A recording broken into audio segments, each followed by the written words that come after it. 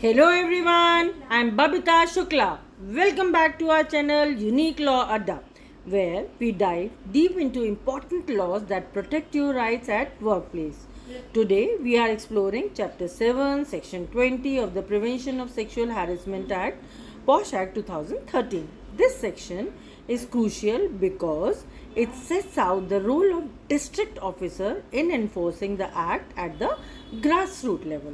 So let's quickly start with section chapter 7 section 20. So what is covered under this? It covers the duties and powers of district officer.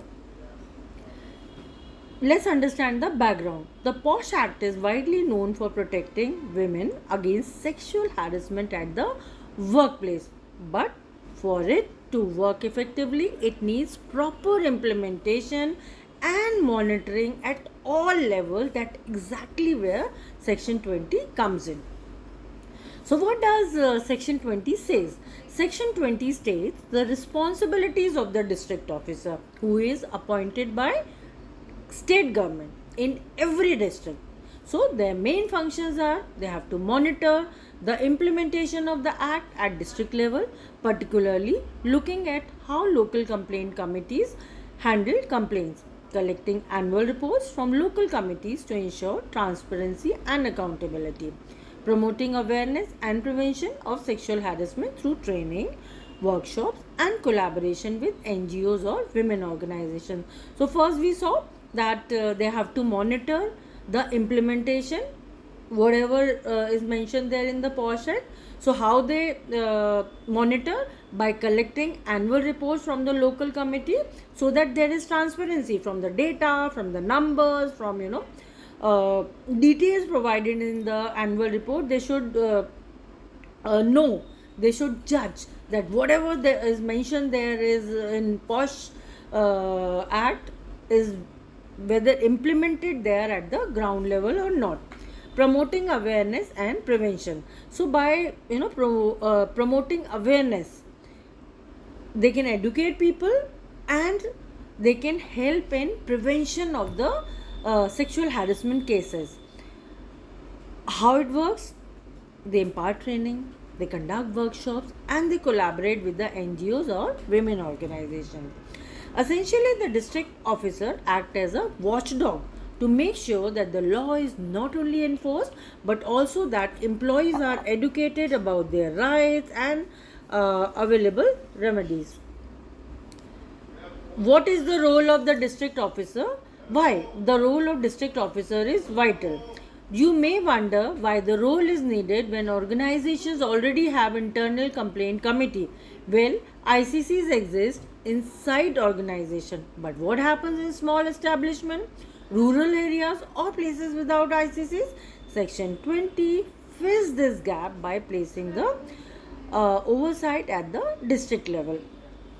Like we have discussed in our previous videos that in every organization there has to be a internal complaint committee, but where in rural areas these ICC committees does not exist, then the role of district officer becomes crucial. They take the responsibility of district officers. So district officers ensure that complaints are properly addressed when the workplace does not have ICC. Awareness reaches remote areas where women may not know their rights, and annual reporting helps track the effectiveness of the POSH Act implementation. Now, let's review the breakdown of duties under Section 20. So, let's do the post-mortem of Section 20. What are the duties of district officer? So, what they do? Monitor. District officer review reports submitted by local committees and ensure they comply with the act. So the first duty comes under this section 20 is the district officer have to monitor, they have to support, they assist local committees or NGOs conducting awareness programs on sexual harassment prevention. They guide also. So guidance is also a very important responsibility of district officer by providing guidance and clarifications to the organization on POSH Act implementation. Every time you cannot expect people to do unless and until you train, you guide them that how work has to be done, you cannot get support from the local complaint committee. Next is reporting. They have to do the reporting also. So submitting annual district level report to the state government, which in turn reports to the central government. So they collect annual reports from the local committee, share it with the state government, and which goes to the central government. So at the top, central government have control of the ground level also. From the local complaint committee, the information passes to the central government, whether whatever is mentioned there in the POSH Act is getting implemented at the ground level or not. Inspection powers. They may visit workplaces to verify whether the law is being followed or not. See, points are mentioned in the POSH Act. Annual report is collected. They share the guidance. They report it to the central government. But time to time, they have to do the inspection also. So they have this inspection power so that they can visit any local complaint committee, and they can inspect whatever work is being done there, so that the control is in their hand. The supervisory role is essential for bridging the gap between the legal provisions and real life enforcement, which means that whatever is mentioned there in the POSH Act, that is the legal part, provisions of the legal area, and real life enforcement. So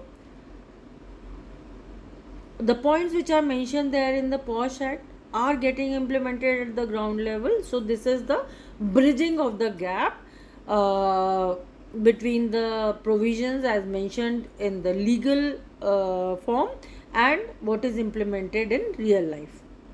Now let's understand the case laws. Failure to constitute ICC Indore hospital case. One landmark case shows the consequences of ignoring POSH responsibility. A hospital in Indore did not constitute an ICC as mandated by the Act. When a sexual harassment complaint arose, there was no proper mechanism to handle it. What was the result? Madhya Pradesh High Court ordered a fine of 50,000 on the hospital for non-compliance, an award of 25 lakhs to the complainant for emotional and mental mental trauma. So the case underscores why district officers monitoring section 20 duty is critical. If the district officer had overseen compliance, such violation might have been prevented. Now let's understand another case law. Bar Council, not an employer. Bombay High Court 2022. In this case, the Bombay High Court clarified that bar councils are not employers under the POSH Act, therefore they are not required to form ICCs. This case highlights how the role of the district officer is important for identifying where the Act applies and where it doesn't. It prevents confusion and ensures resources are allocated correctly. This means district officers also serve as a guiding authority. They have to act as a guiding authority, clarifying the law's applicability at the district level. Unless and until they guide, officers at local committee will not understand that what exactly is the law and how it has to be implemented. Now the next case law is transfer remedy in Gujarat High Court. A government employee in Gujarat was forced to work alongside the person who harassed him. After repeated requests for transfer were ignored, she petitioned the High Court. What was the outcome?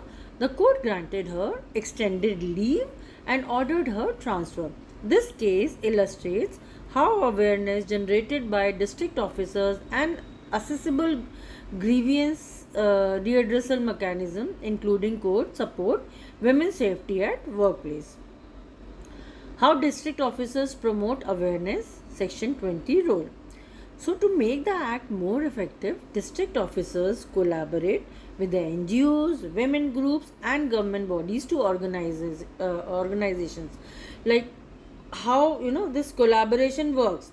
That whatever is mentioned there in POSH Act, they have to collaborate with NGOs, women groups, and government bodies so that they should organize workshops and identifying sexual harassment. So workshops have to be conducted, and how it has to be conducted by collaboration. Local complaint committee cannot work independently, cannot work without collaboration with NGOs. That shake hands with women groups, government bodies, so that workshops, trainings can be conducted. Training sessions for ICC members and employees can be conducted. Campaigns to sensitize workplace about zero tolerance for harassment. So this is possible only through collaboration with NGOs or government bodies or women groups. Such initiatives creates a safer work environment and empowers women to report incidents without fear. So now to wrap up, Section 20 gives the district officer the power to monitor, support and report on POSH implementation at the local level. This ensures that even smaller workplaces and organizations without ICCs get attention and oversight. The district officer work, supported by courts, NGOs and government bodies, create a safety net for women. Case laws prove that without proper enforcement and awareness, violations go unchecked. But the law is evolving to better protect women at work. So, if you found this detailed breakdown helpful, please like this video, subscribe to our channel and share it with your colleagues and friends. Let us know in the comments if you want us to cover more POSH related topics or workplace rights. Remember, knowledge is power and awareness can help make every workplace safe for everyone. Thanks for watching and stay safe. Thank you.